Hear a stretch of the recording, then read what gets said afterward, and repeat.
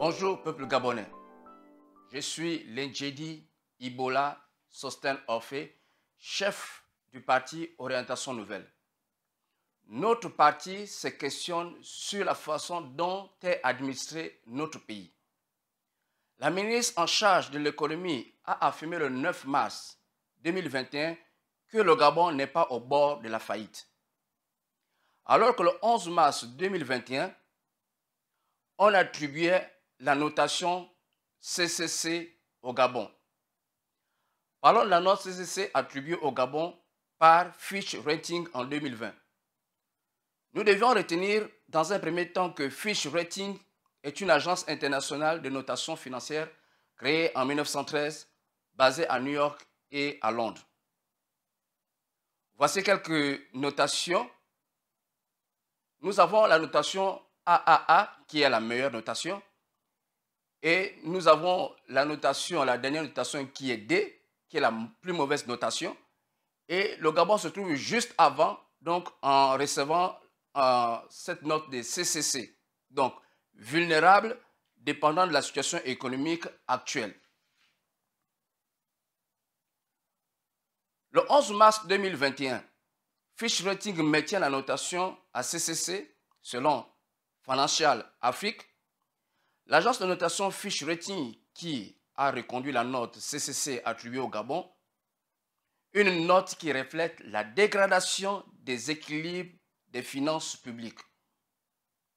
Lors du Conseil des ministres du 23 mars 2021, par son porte-parole, Mme Madeleine Baird, nous fait savoir sur le rapport du ministère du Budget et des Comptes publics sur la loi des finances 2019, nous donne un solde excédentaire de 9,3 milliards de francs CFA.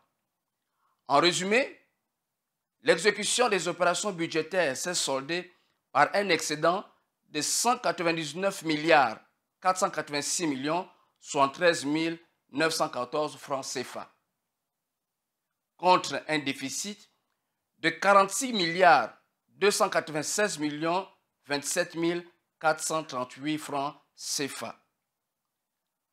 Alors, comment comprendre que un pays qui a réalisé des bénéfices, qui a un budget excédentaire, c'est-à-dire que son économie est en bonne santé, va être classé CCC. Alors la question qu'on peut se poser, c'est de savoir, est-ce que le Gabon aujourd'hui est mal administré? Quand on sait que l'économie d'un pays se détermine par ses dépenses et ses recettes, si nous avons réalisé des recettes et que nous avons un budget excédentaire, ça devait permettre à l'État de financer les équipements, de financer les infrastructures, les écoles, la santé et autres. Mais la réalité est tout autre. Alors, où va cet argent?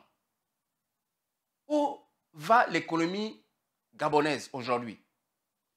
Donc, le gouvernement gabonais doit répondre à ses citoyens parce que la question des finances devient le nœud du problème.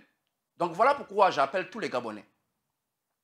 J'appelle chacun de nous, la jeunesse gabonaise, à rejoindre Orientation Nouvelle pour changer les paradigmes, pour changer la vision de notre pays avec cette orientation nouvelle. Donc je voudrais revenir sur le fait qu'on nous déclare des chiffres, on nous prend des chiffres, mais qui ne reflètent pas la réalité sur le terrain parce qu'on sait tous ici que le Gabonais souffre. Le Gabonais vit même en dessous de 1 dollar par jour. Un pays qu'on dit à revenu intermédiaire. Mais quand on regarde ce pays, on croirait que nous sommes aujourd'hui un pays PPTE.